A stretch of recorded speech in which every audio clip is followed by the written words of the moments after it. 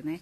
Então, eu acho que nós evoluímos, eu sou meia contra, tem outros colegas também, existem correntes na medicina, né? Cada um tem suas escolhas, e o paciente. O paciente sempre tem direito à maioria das escolhas, mas se você evoluiu, você tem como diminuir os riscos da mãe e do bebê, você tem que explicar para o paciente os riscos, a mulher tem que saber o que acontece com o corpo dela para poder nascer num local seguro. Porque às vezes um parto natural é super simples, mas pode complicar. Perfeito. Doutora, você comentou um pouquinho sobre a questão do deslocamento de placenta.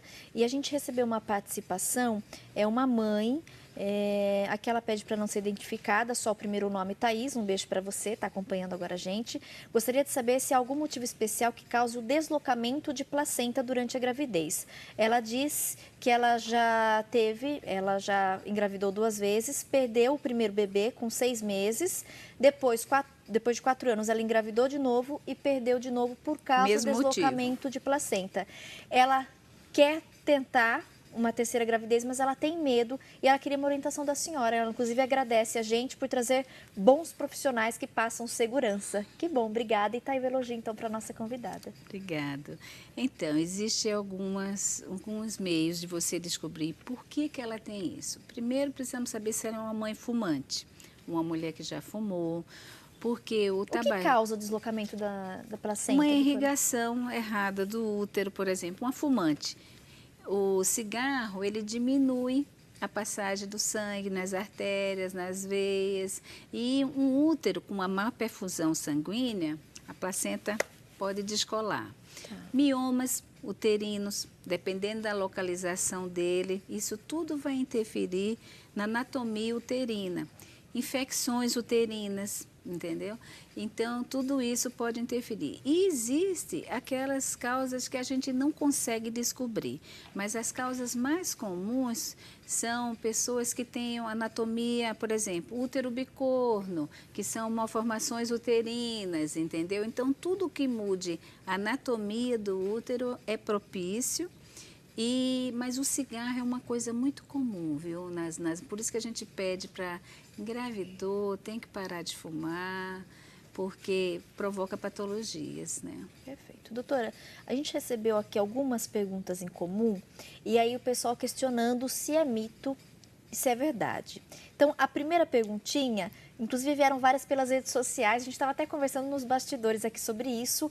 A Lua... Afinal de contas, a Lua influencia ou não o trabalho de parto, doutora? Olha, a Lua, cientificamente, não tem nada comprovado. Tá. Agora, desde a antiguidade, a gente sabe que na noite que muda a Lua, nasce, principalmente na Lua cheia, nasce um monte de nenê. O que a gente acha que acontece, né? Porque não tem nada que comprove. Isso aí criou-se uma coisa cultural. As mulheres ficam muito ansiosas tudo e acreditam que isso vai acontecer. E a parte emocional interfere. Você pode desencadear a contração, entendeu? Então, eu acho que é isso que acontece. Mas, assim, não tem nada que comprove cientificamente que a Lua interfere. Perfeito. Tá aí, então, esclarecido. Outra perguntinha, chegou aí de várias telespectadoras por e-mail também aqui. Inclusive, a gente recebeu uma mensagem pelas redes sociais. Algumas mulheres estão perguntando, doutora, se no parto normal é comum a pessoa... Até o pessoal colocou aqui, Tati, o número 2. Então, de repente, na força que a gente faz para expulsar a criança do corpo, tem risco da gente defecar nesse momento, doutora? Existe esse risco, porque no parto normal, né, com analgesia, você toma anestesia, então você relaxa a musculatura e você relaxa o esfíncter anal, que é o que segura as fezes. Então, digamos que o seu intestino estava cheio e a hora que relaxou, aquelas fezes podem sair. Então, o que a gente faz quando acontece isso? No momento de parto, se acontece, e o neném já está vindo, a gente pega uma compressa, né, que é de pano, coloca na frente do ânus para não permitir a contaminação daquele bebê. É comum isso ocorrer ou não? No passado foi muito comum. Porque as mulheres tinham muitos problemas intestinais, hoje com as orientações de alimentação, tudo, então normalmente você leva uma mulher para o hospital, o intestino dela tipo funcionou no dia anterior. Então é mais difícil. Mas antigamente se faziam muito aquelas lavagens intestinais para não se correr esse risco. Tá. Mas essas lavagens intestinais deram muitos problemas também, hemorroidas. Então hoje a gente evita fazer lavagem, né? E o que a gente faz é orientar a mãe na alimentação para que o intestino dela sempre esteja funcionando direitinho, para não correr esse risco na hora do parto. Mas não é impossível de acontecer. Pode acontecer. Pode acontecer. Eu quero até agradecer, teve uma telespectadora, Jusileia, mandou também um e-mail. Tati, estou meio envergonhada. Não fique com vergonha não, viu? É importante a gente perguntar, porque daí a gente aprende. E aqui não tem esse negócio não de meio termo, aqui a gente entrevista e pergunta tudo mesmo, o que você quer saber. Entre em contato porque a gente vai fazer a pergunta para você, sim. Então, pode ser que aconteça, pode né, ser doutora? que Às vezes aconteça. não consegue segurar. Não consegue segurar, porque na verdade não está nem sentindo, porque está anestesiada, né? Perfeito. Doutora, muitas perguntas chegando em relação às complicações de um parto normal e uma cesárea. Será que a gente pode fazer aí uma comparação? Tem menos complicação, né? Porque na cesárea é uma cirurgia. Então, o risco de infecção numa cesárea é muito maior. Por quê? A hora que a gente abre uma paciente, nós cortamos 7 camadas. Né? Então, vai pele, subcutâneo, que é a gordura, e vai indo camadinha por camada até chegar no útero. São 7 ao todo? 7, são 7. Depois a gente tem que ir fechando, costurando para deixar tudo em ordem de novo, para evitar hérnia. Então, assim, de todo jeito é uma cirurgia. O risco de hemorragia é maior, né? O risco de infecção ainda é o maior, apesar que hoje em dia a gente tem muito cuidado com material estéril, existem os antibióticos de última geração quando a gente precisa usar. Então, por exemplo, uma mulher que teve uma infecção urinária logo um pouquinho antes de ir para o parto, a gente já usa antibiótico para evitar a infecção. Mas o risco maior da cesárea ainda é a infecção e hemorragia. E o parto normal, o que acontece? A mulher contrai muito o útero, né? Vai tendo a contração. Essa contração diminui o risco de hemorragia. Tanto é que numa cesárea, quando a gente está fazendo, a gente sempre põe uma medicação para ajudar o útero a contrair depois.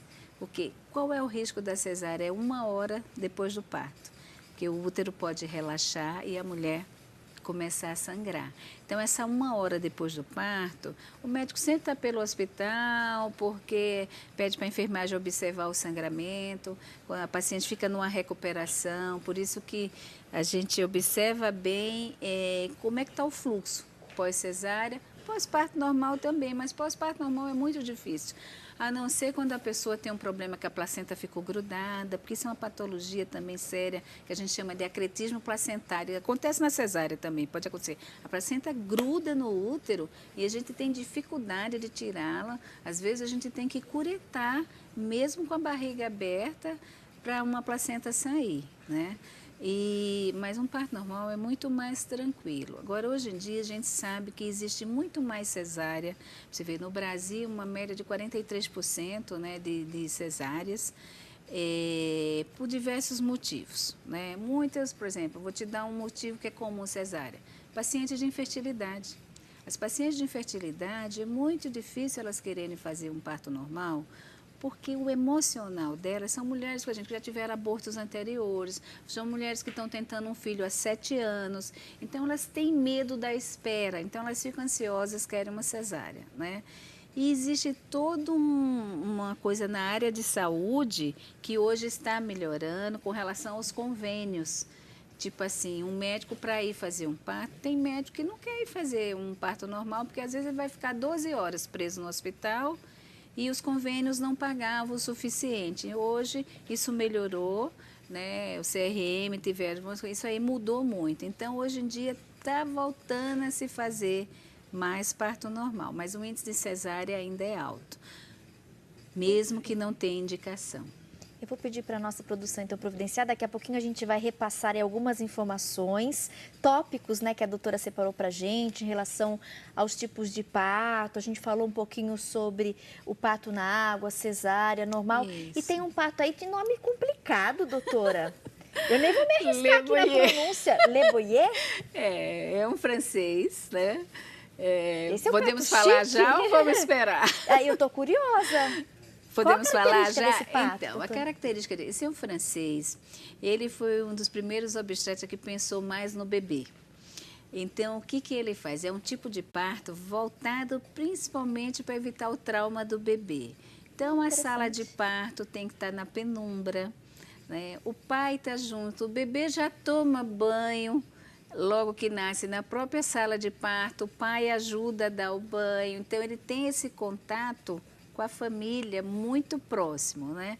É comum no Brasil esse parto? Não, não é comum. Existe toda uma estrutura que tem que se Tá. montar, né? Que com relação ao hospital, a gente tem que ter mais enfermeiras, não pode ter muito barulho na sala, então tem que se montar uma estrutura que encarece muito. Mas existem algumas pacientes que preferem, né? E a gente faz. Le né? Boyer. Le Boyer. Aí, esse eu não conhecia. É um parto que visa muito a criança. O menos impacto possível naquela saída dela, que ela estava ali no quentinho, na barriga da mãe, e de repente vai para o meio externo, né? Temperatura da sala, para o bebê não passar frio. Perfeito. Doutora, muitas perguntas chegando sobre anestesia. Anestesia. E eu sei que você preparou também um material para inclusive gente, um slide. o pessoal de casa entender melhor, né? Isso. Tipos de anestesia, como Então, funciona essa as anestesia? anestesias, as mais comuns para parto, tanto para parto normal como para cesárea, é a raquianestesia e a anestesia peridural. Tá. Que eu vou explicar a diferença. Mas existe anestesia geral para parto, naquelas mães que têm complicação e que não dá tempo você pôr a mãe sentada, porque uma urgência, risco de perder o bebê, um sofrimento fetal agudo. Então, a gente faz anestesia geral. O que é anestesia geral? A gente entuba e a mulher vai respirar através de aparelhos. Então, não precisa perder tempo para sentar, colocar a agulha nas costas dela. Então, é só em urgência, né? Tá. E existe a anestesia local, que é, por exemplo, a episiotomia, que a gente já falou, aquele corte do períneo, que era o que era feito antes no parto normal. Só anestesiava o local que ia ser cortado. Tá. Essa anestesia, ela é mais de pele, subcutâneo, não anestesia o canal do parto. Então, a mulher sentia a dor. Agora, não, existe a analgesia, que pode ser feito com a raque ou com a peridural, para a mulher não ter aquela dor do neném passando. Então, qual é a diferença? tem um slide? Eu queria que você explicasse pra gente, doutora. Vamos voltar no slide que tem a imagem, gente, da foto da... Isso, já está ali. Então, o que a gente vê? A gente vê que a anestesia raque, você tem a coluna e você tem o canal espinhal, né? Tem a medula, Certo. tudo. Qual a diferença da raquianestesia para a peridural? A raque, a agulha vai mais profunda. Então, ela chega no canal, que ali no meio da coluna, então ela anestesia mais rápido. Tá. A peridural, então, por exemplo, numa urgência também, a gente pode fazer a raque. A peridural é uma anestesia que a Duramate é uma camada que tem, então ela não entra no canal, a raque atravessa, vai até o canal. Olha lá na foto a gente está vendo a agulha, olha lá a diferença. Então, a peridural, a mulher pode ficar mais horas anestesiada e a raque passa, ela é mais rápida. Tá. Ela é tanto mais rápida para já começar a mulher não sentir dor, mas ela termina mais rápido. Então, num parto que vai ser muito demorado, normalmente a gente faz a peridural. Mas assim, o neném precisa estar bem, porque quando a gente percebe que o neném não está muito bem, a gente prefere raque. E existe a anestesia combinada, que é a raque junto com uma peridural. Por exemplo, isso a gente escolhe para um parto normal. Porque na peridural a mulher fica com um catéter nas costas e o anestesista pode ir injetando o anestésico ali. A raque não. Você fez, acabou. Só vai durar aquele tempo daquele anestésico. E então, por exemplo, você vai fazer um parto normal.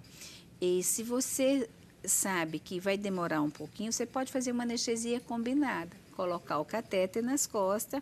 Enquanto a mãe está em trabalho de parto, você vai injetando o anestésico de pouquinho. Tem entendeu? muitas pessoas aqui comentando que tem medo da anestesia. Então, eu queria que a senhora explicasse um pouquinho, desmistificasse isso, Hoje, o doutora. que a gente faz e que ajuda muito? Primeiro, a gente explica no grupo de gestantes. Segundo, a gente faz o paciente fazer uma consulta com o anestesista antes do parto. Tá. Para a paciente perder aquele medo, então o anestesista vai ver se tem contraindicação, se a pessoa é alérgica, vai ver o peso e vai explicar para ela exatamente